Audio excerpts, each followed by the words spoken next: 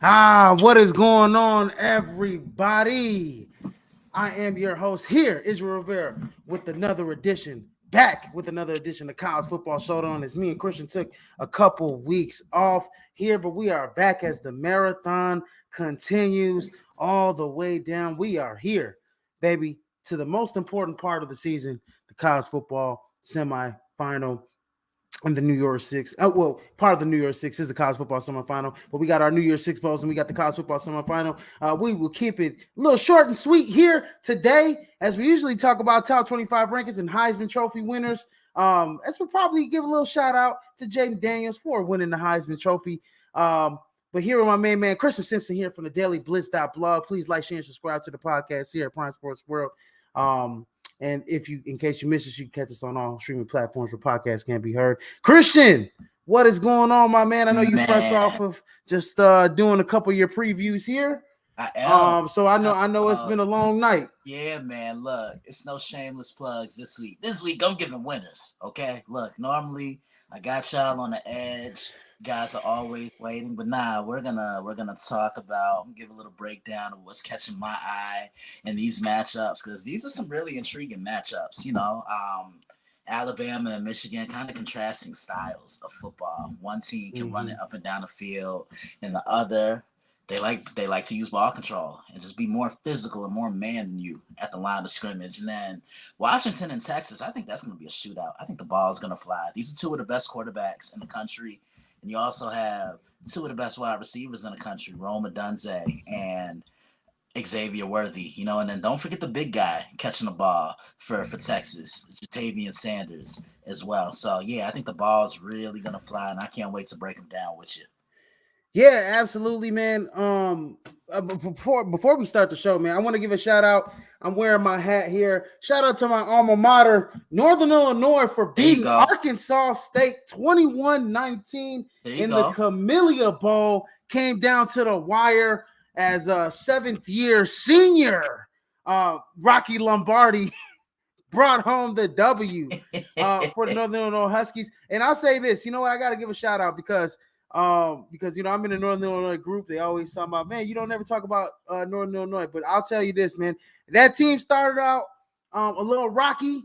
Thomas Hammock was on the hot seat a little bit, but they turned that season around and they ended it with a bowl win. So shout out to my alma mater, Northern Illinois Huskies, for bringing down the W. And also, Christian, I want to give a shout out to Jaden Daniels for winning the Heisman Trophy. I don't think we talked about that the last time we were on here.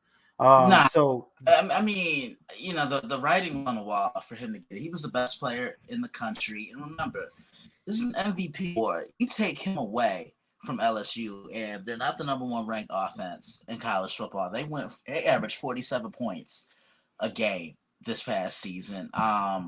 Right. Just imagine if that defense were as good as the offense was this year. We could be talking about them playing this weekend.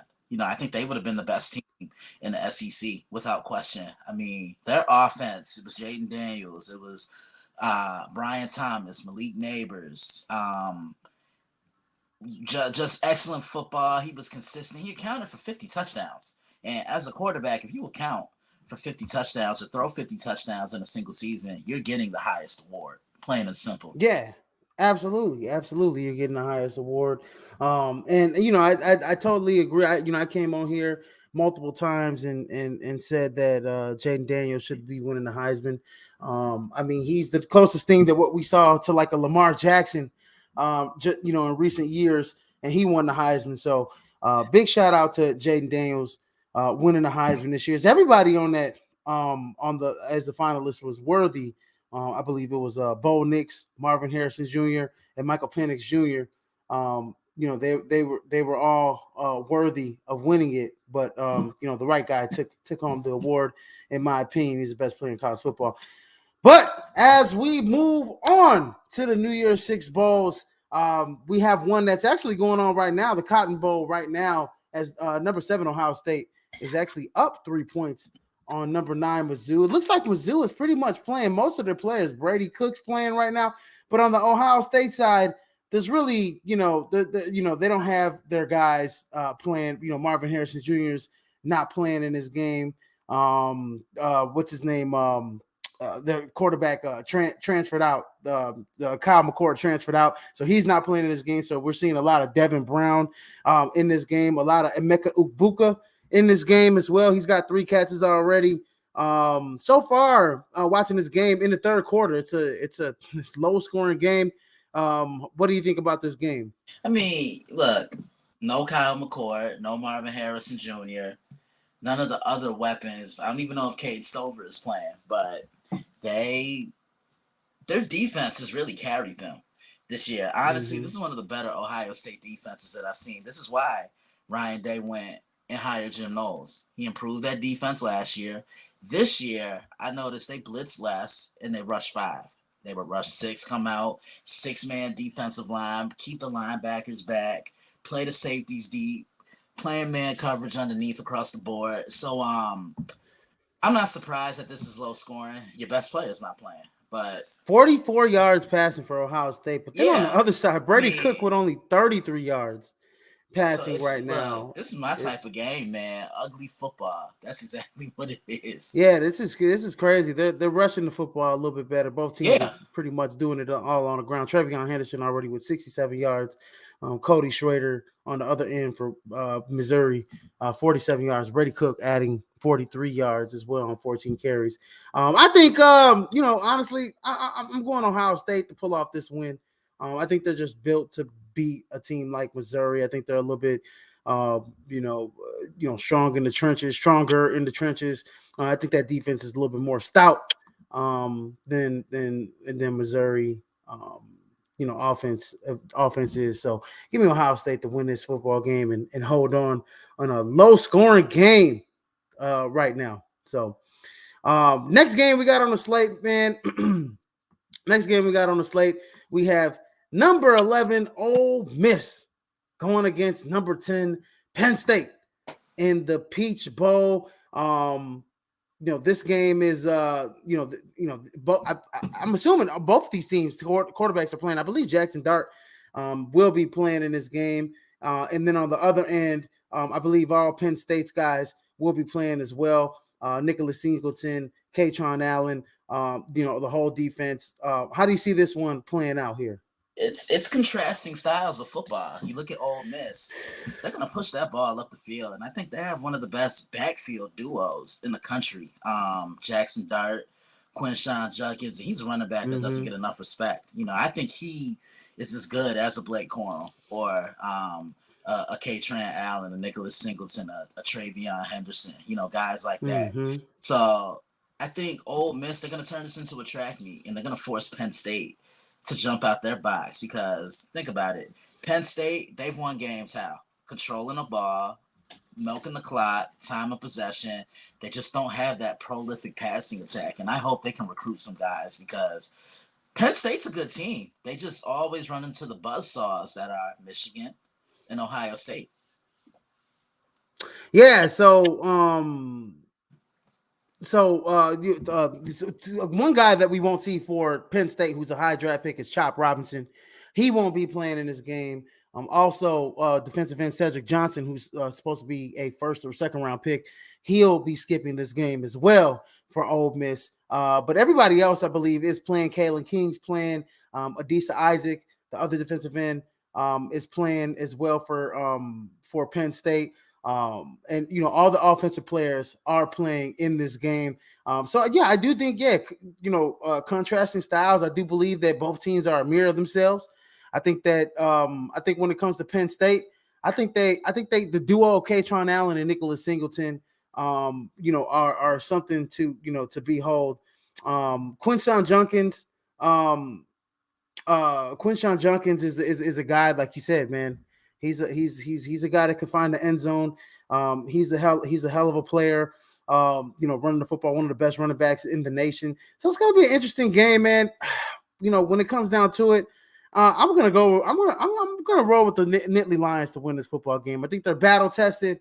I know Ole Miss has played some good football. In the SEC, 10-2. Lane Kiffin's got them playing well, but give me Penn State. I'm gonna go against I'm gonna go against you because it's not luck. It doesn't call for a good show if we always agree on everything. I'm gonna take Ole Miss there. I just think across the board, they have too much firepower offensively. Yeah, I think that's what you're going to see. I think this Penn State defense, they're going to be in for it. And can they put pressure on the quarterback? Yeah, absolutely. And I mean, Jackson Dart, I mean, I've seen a lot of him this year. He has really, put the team on his back at times with some excellent throws, some excellent plays this year. So, this is going to be an interesting football game, to say the least. I think it'll be really entertaining. Next game we got on the slate, and this is an interesting game here, man, because two teams that pretty much were the talk of the town when it came down to the college football playoff and being snubbed out. We got the Orange Bowl, number 6 Georgia, who lost at the last second of the hour against Alabama in the SEC championship game to pretty much be knocked out of the college football playoff. And number 5 Florida State, who literally got snubbed. They were the biggest snub. Won the SEC ACC championship game, went undefeated, did everything they had to do. But the committee, like we always said, the committee, or like we said on the last show, the committee takes into account player personnel. Nor Jordan Travis, they figured the best 4 teams that they put in were the best 4 available teams, and Florida State was to be out. But in this game, I don't think there will be many players sitting out because Georgia wants to prove to everybody that they're still the best team in the nation, and Florida State wants to finish out the year undefeated, and they want to prove that they should have been in the college football playoff by beating one of the best teams to ever be assembled in college football history. Christian, your thoughts on this game? It's ironic and coincidental that these two were left out and then the bowl committee pins them against one another. Georgia has a really good track record. They haven't lost a game out the conference since 2019. And that was against the Texas Longhorns in the Sugar Bowl, if I'm not mistaken. Kind of contrasting styles of football. I think Georgia has more of an explosive offense, and now Florida State without Jordan Travis, the offense, their ball control. They want to run the ball. This is going to be a stingy defense that Carson Beck and company is going to see, led by Jared Verse. It's probably going to be a top 8 or top 9 pick in April for the NFL draft. But let's see how many guys actually play for Florida State, because they have over 20 guys. Yeah, last I read, over 20 guys were sitting out. And I had a feeling it was going to come down to this because, again, I think Florida State should have made it, just due to the simple fact they did everything you just listed. Play in a Power 5, right? They went undefeated, got to the conference championship game, and they won the conference title. And you're on the outside looking in? Please make it. Yeah, no, that doesn't make sense at all. And I honestly, I don't disagree with a lot of those guys like Keon Coleman and Jared Verse and a lot of those guys from Florida State sitting out either due to transfer or it's just the era that we live in now, man. I mean, it's just before in the past, these are bowl games that nobody sat out. That guys usually use this to use this as like a catapult going into the draft. But now guys are just like, yeah, no, we're gonna take care of our body, and we're not gonna risk it, to go out there and risk injury and risk dollars, right? So, you could very much, honestly, I'm going to be real with you. I don't think this game would have been close if all those guys would have played anyways, just because of the quarterback position. Yeah, I don't think Tate Rudmaker would have done a dang lick against the Georgia defense.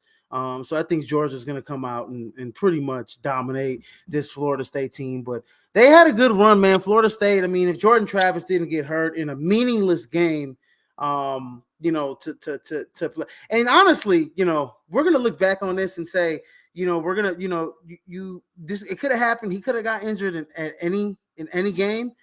But, the fact that he got injured against, what was it? I forget. Was it Alabama State or I forget who it was. It was Northern Alabama. A game that you won 58-13. I mean, that's a game that you probably put Tate Rudemaker in, and he probably could win that football game for you. So when you look back on, I mean, hindsight's 2020. But Florida State had a big chance to make the CFP, and doesn't look like I don't know what the future holds, but it's going to take Mike Norvell, a couple more years to bring this team back to where it was this season. So, Yeah, next game, yeah. Next game we got on the slate, we got the Fiesta Bowl with number 23 Liberty going up against the Pac-12 powerhouse and Pac-12 runner-ups, the Oregon Ducks, number 8 Oregon. How much of a chance are you giving Liberty to win this game? I don't know who's playing for Oregon. I'm sure there's a lot of players that are not playing. I'm sure Bo Nix is going to give it a run because it's his last college football game, if I'm not mistaken. So, the spread is 16.5. I mean, listen. They're giving Oregon a 2 touchdowns. Kevin Durant will brush his hair before Liberty has a chance in this game. Oregon, baby. Yeah, I just don't see Liberty, even if like a lot of these guys from Oregon aren't playing. I mean, Oregon's backups could pretty much handle Liberty. But I mean, golly, man, we said that the same thing about Boise a long time ago. We said the same thing when little old Boise State made a BCS bowl and beat Oklahoma. On some crazy trick plays. And we're talking about the Statue of Liberty, the hook and ladder and the Statue of Liberty play, right? So, anything could go when it comes down to these two teams. A team like Liberty coming in, and this is kind of I'll say this is kind of maybe a prerequisite to what we'll probably see next year when the playoff gets expanded to 12 teams, Christian? I think it's when it gets expanded to 12 teams next year. You might have a couple guys like this, like maybe a Liberty or maybe like a team that's a Tulane or something like that, face a Oregon or face a Washington, and anything can go, in this ball game. So we'll see how it goes. Liberty's a high scoring team. They're definitely playing all their players, led by Caden Salter, sophomore out of Texas, man. 31 touchdowns, over 2,700 yards. Should be, should be one of those games that Oregon should handle pretty easily when it comes down to it. So we're on agreement that Oregon is to win that football game. Definitely. Next game we got on, and the next games we got on the slate, and the ones that are the most important here, the CFP semifinals and the last 2 games of the New Year's Six. And we'll start with the granddaddy of them all in the Rose Bowl, as we have number 4 Alabama going into the Rose Bowl to face the almighty Big Blue Michigan Wolverines. 2 great head coaches, 2 of the best head coaches probably in college football, and Nick Saban and Jim Harbaugh going up against each other. Nick Saban going up against another Big Ten team. It's one of his roots, playing, coaching at Michigan State. So he's facing a team that he, has faced before as a bitter rival. So he probably loved to beat Michigan here in this game, obviously for many, many reasons. This game has got fireworks written all over it. Jalen Milroe, Jalen McCarthy, Jace McClellan, Blake Corum, Chase Burton, Rome Wilson, the defense of the Michigan Wolverines. Man, this game is going to be an excellent game here in the Rose Bowl, as Michigan is actually a 1.5 point favorite to win this game, which pretty much is a push, because that pretty much is saying that it can go either way in this game. I liked what Jalen Milroe said. He's got a bit of a chip on the shoulder, man. He's got a little bit of that Jalen Hurts chip on his shoulder. Bill O'Brien, he came out and said, my own offensive coordinator didn't even believe me. I keep, he's basically keeping receipts out here.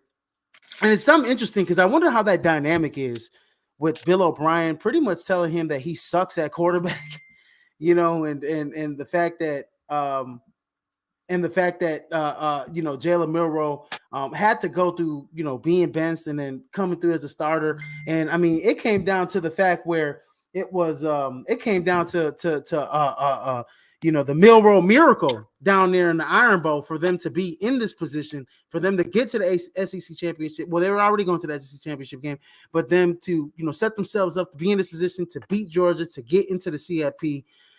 So Christian, I know you preview this on your website. I did. How do you see this one playing out, man? Well, man, this is a dream matchup, hence the title that I use. Shout out to Jayceon Taylor, better known as The Game. I did sample Dreams by The Game, produced by Kanye West. So I thought I'd throw a little bit of a shameless plug in there in case people were wondering where I got that title from.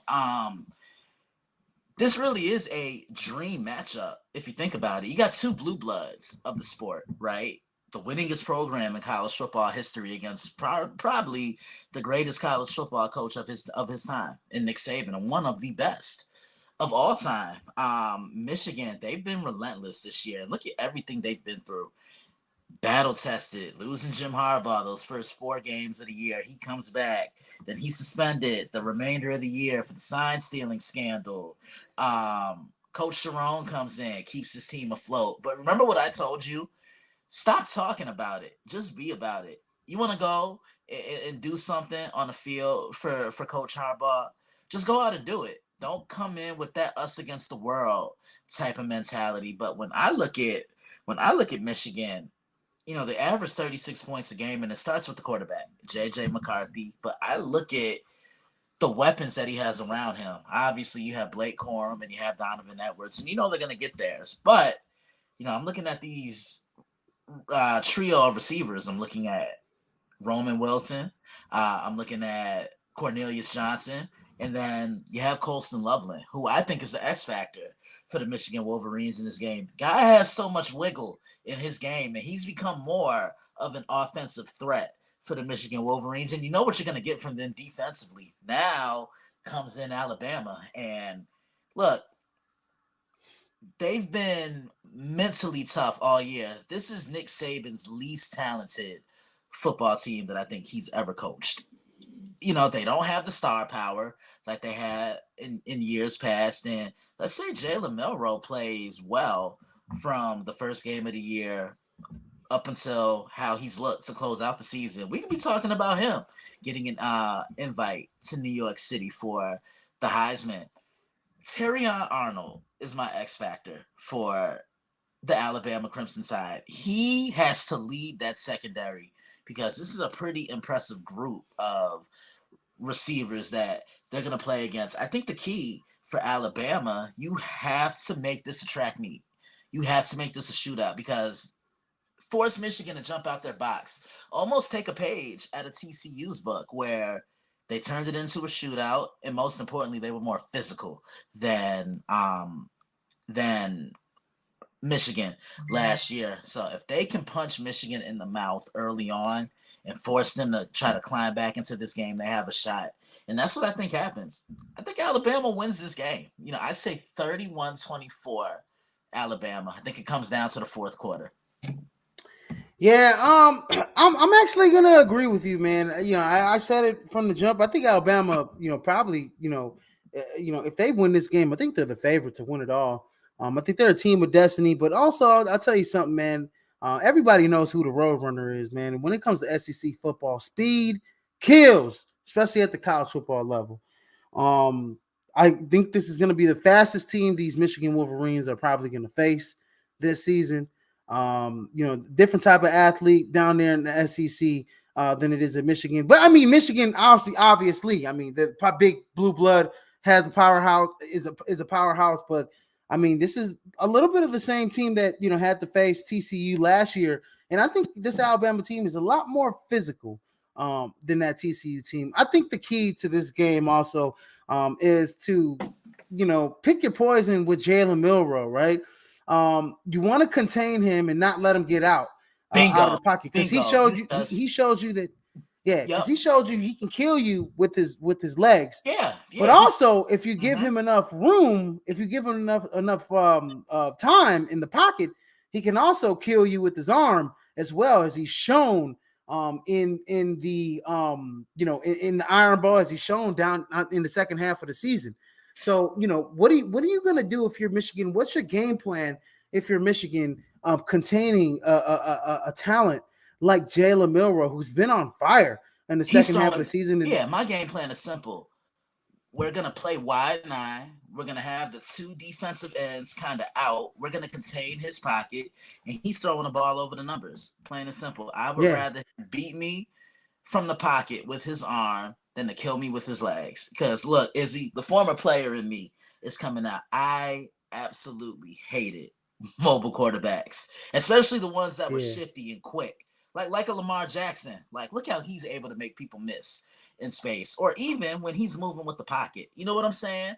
Jalen Milrow yeah, is kind of in that same category. Same with Jaden Daniels. But yeah, you got to hit him early on. And I just want to see if Michigan's defensive line, can they come out and can they bring that intensity early on? And if they can do that, and if they can get Milrow into some third and long situations where he has to use his arm and take a shot down the field, Michigan has a chance. yeah, and also keeping the run game in check too as well will keep you. Don't get in the third and short, get in the third and long situations. Don't let them get 4 yards on the first play of the game, right? Yeah, On the yeah. first play And of then every series, or first play on first downs. Don't let them get 4 yards on first downs, 5 yards on first downs. Keep them in third and long situations. And yeah, if Jalen Milroe beats you with his arm, then hey man, you chop it up and you give that, you toss your hat, tip your hat to that man, because because he beat you. You basically picked your poison. You allowed him to beat you in an area in which you considered that could be the strength of your defense, especially the experience that you have in the back end, against this younger Alabama wide receiver core, that they have thrown out there. So if you can get him in third and long situations, and force him into some bad decisions, I think you have a good chance. But another key here for Michigan, and I think they do so well, in which I think Michigan can win this football game. But like I said, I'm still taking Alabama. Michigan wins this football game if they control the trenches and they run the football. Auburn had over 260 yards they did. rushing They against did. Alabama. They They did. controlled the clock. They made sure that Alabama was null and void. They punched them in the mouth all game long for 3 3/4 of that football game. Mm-hmm. They controlled the trenches. And who is probably one of the best running teams in college football? It's the Michigan Wolverines. And Blake I'll add on. Blake Corum, Donovan Yeah, Edwards, yeah. those And guys. I'll even add on. Michigan will win this football game if they capitalize in the red zone.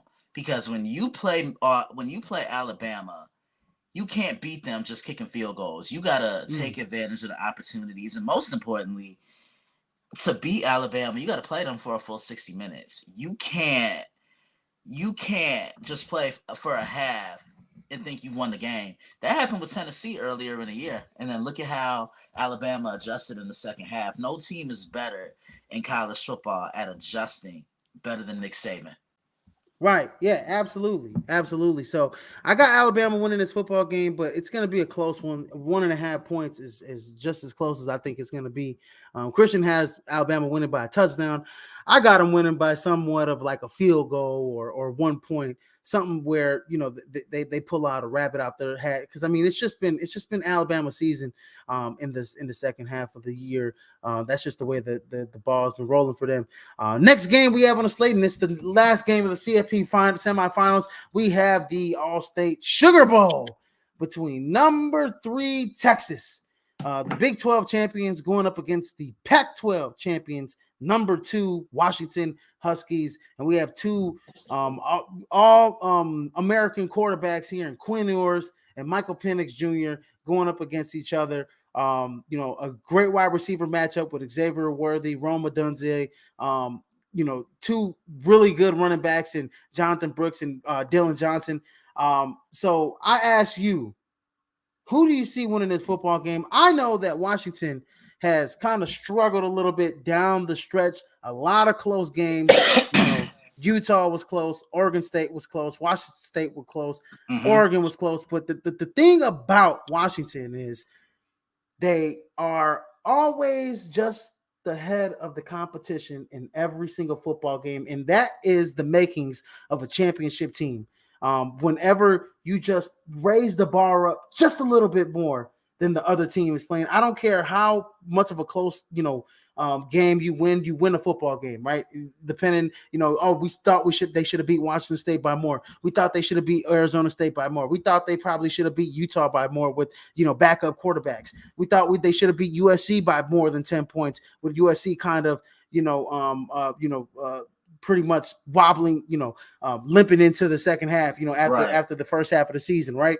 And so, I think all these close games are going to bode well for Washington, especially in the CFP. And then you got Texas, who has been pretty much, lights out all season. I mean, they had the one loss against Oklahoma. They had the worst loss in the CFP over, everybody. But their biggest win was against Alabama that's in the CFP. This season, as they absolutely obliterated Oklahoma State in the Big 12 championship, 49-21. So I guess I'll give the mic to you. Who do you see winning this football game and why? I like the Texas Longhorns because I love their run defense. They've been one of the best this year when it comes to stopping the run. But for Washington, they'll win this football game if they apply pressure on Quinn Ewers. Go back and look at Red River when they lost to Oklahoma. The Sooners sacked him 5 times. Look at the Big 12 championship game against Oklahoma State. Quinn Ewers, he could have made a baby with all the time he had to throw the ball from the pocket. Too clean of a pocket. And he left with too clean of a jersey, which I hate as a former defensive end. Washington, yeah, you kind of hit it on the head. Haven't looked great, but they've come away with victories. But I think they're going to meet their match here. I just think this Washington defense, they're going to throw a lot of different looks at Michael Penix, and they have to get him into long yardage situations. But I'm watching the Texas secondary against Jalen Polk and Rome Odunze. So if they can contain them and make it difficult for them down the field across the board, that's going to allow Texas's pass rush to get home. You see what I'm saying? And if they can hit Penix early on and get him into some long yardage situations and win, I could see Texas winning this one with ease. But I like Texas in this one by a score of 34-30. 34-30. That's a close game. And good thing that you brought up the running defense of Texas, because man, they have some of the best run defenders in the league. Some of their best the defensive tackles will be playing on Sundays. Their front seven is pretty stout. And I don't expect Dylan Johnson to run for 152 yards and 2 touchdowns like he did in the Pac-12 championship game, right? Even though he's a nice, hard north-south runner, big physical runner as well. I do expect Texas to have some type of success, with Brooks running the football against the Washington Huskies. I do think that they can be able to be physical in the trenches against the Washington Huskies. But I'm actually going to go with the Washington Huskies to win this football game. Right, I'll tell you why, because I'll tell you why, man. It's just they're just prepped to win a close football game. And all season they have pulled out close football game after close football game after close football game. Every team has brought their A game against the Washington Huskies, and what has Washington done? Punched them right back, right? Washington has always just raised their level of performance over everybody that they have played this season. I think Texas, is obviously they're going to have their hands full with Rome Odunze and Polk. As well, and trying to keep Michael Penix Jr. Yeah, you have to put him in third and long situations as well. Because if you got third and medium, third and short, he'll pick you apart all day long. And also, I mean, you have to bring pressure right up the middle, force Michael Penix out of the pocket, Make him, have to get outside the pocket, because if you keep him in the pocket, it could be a long day for the Texas Longhorns. So that's, my keys is trying to get pressure on Michael Penix and forcing him outside the pocket to where you can, force him on the run to make throws where he's not comfortable enough against the Texas Longhorns. But let me get the Washington Huskies, man. This has been a special team all season long. I think that Michael Penix Jr. Is going to rise to the occasion. Quinn Ewers is going to have a really good game, I think, against Washington. Somewhat, in somewhat of the sense of like what Bo Nix had, I think, in the first game against them. So, Quinn Ewers is an excellent quarterback as well. And they've been humming the last two games: 57-7 against Texas Tech, 49-21 against Oklahoma State. You could make the same argument. They should have lost to Kansas State. I don't know what the hell that damn coach was doing from Kansas State, but that's neither here nor there. But yeah, give me the Washington Huskies to beat the Texas Longhorns. And I do think it will be a close one. I do think it will be like a 33-30, 31-34 Washington Huskies victory. And that'll bring us. I just looked at the score that I put on my preview. I have Texas winning this one 35-31. I think the ball is really gonna fly around in this one. But my X factor for the Texas Longhorns, it is here. I'm looking it up again.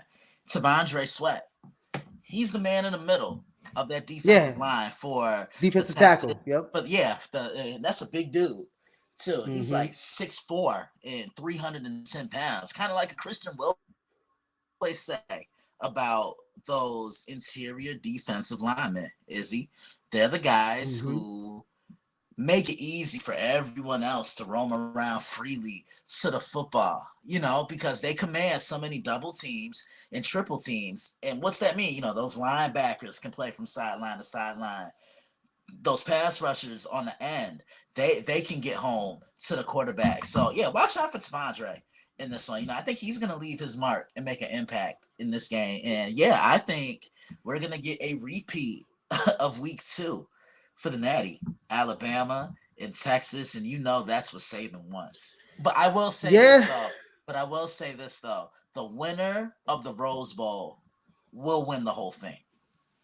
Absolutely. I think that's right. That right there, both those teams, Alabama, Michigan, are definitely, whoever wins that game is the favorite. I do agree with you on that one. Yeah. As well. So I think both teams, it's just a bad matchup for Texas and Washington. I think both teams. I think Michigan will just bully Washington. I think Michigan will bully Washington. I think Michigan will also. I think they won't bully Texas as much as they'll bully Washington. But Texas, once they the front seven is gonna be focused on that running game, then that's when JJ McCarthy comes in and he starts making plays. And then I think defensively, I think Texas hasn't really faced a team as physical as Michigan. And then obviously Texas faced Alabama, but this is not the same Alabama team. Because look, to me, Texas still has the best win of any other team in college football against Alabama. They went into Tuscaloosa and just said, look, we're more man than you. Punched them in the mouth. And we should really be talking about Texas beating Alabama 2 years in a row. You see what the difference was when they played the first time. What happened? Quinn Ewers gets hurt. He goes down. Quinn Ewers plays in this game for a full 60 minutes, and that's all she wrote. He was just making passes left and right, up and down the field, and just carving up that Alabama secondary. Absolutely. But anyways, man, that's been a wrap for this show. As we have as the marathon continues, man. Please like, share, and subscribe to the podcast here at Prime Sports World. Go ahead and catch the previews. When did you drop those? Did you drop those today, Christian? I dropped those previews. I dropped the Rose Bowl preview yesterday on Thursday, and then I just dropped the Sugar Bowl preview before I came on with you. So go check those out now. You see the link right there, the dailyblitz.blog. Enter your email address, become a subscriber today. Also, check me out on Monday Evening Quarterback. That's on Spotify, YouTube, Twitch, Blog Talk Radio, and the Nerdport Network. That's every Monday. And then every Monday night and Tuesday night, you can catch me on The Prime with Stay On Absolutely. Point, TJ Hawkins, and my man right here, Israel Rivera. Wednesdays, you can catch me on the betting window. On the Nerdport Network, and then Fridays you can catch me here on College Football Showdown, breaking it all Abs- to you. absolutely, man. As Christian brings that heat as well. He's a busy man throughout the week. But look, ladies and gentlemen, man, hope you guys enjoy these bowl games that are coming up. Have a happy new year, drink responsibly, and enjoy some good football as Prime Sports World brings the heat 24/7 as we bring the most up-to-date content here on social media. And like I said, please like, share, and subscribe to the podcast on Facebook, YouTube, and Twitch, and catch us on all streaming platforms where podcasts can be heard. But anyways, I am your host, Israel Rivera. That is Christian Simpson from the Daily Blitz.blog. And as I like to say it, in case I miss you, good afternoon, good evening, and good night, ladies and gentlemen. And as I like to also say, the final one of 2023. Holla at your boy. Final one of 2023. Holla at your boy, and sayonara, suckers. I'll Suckers. see you in 2024, ladies and gentlemen. Peace out, baby. And I'll be with him.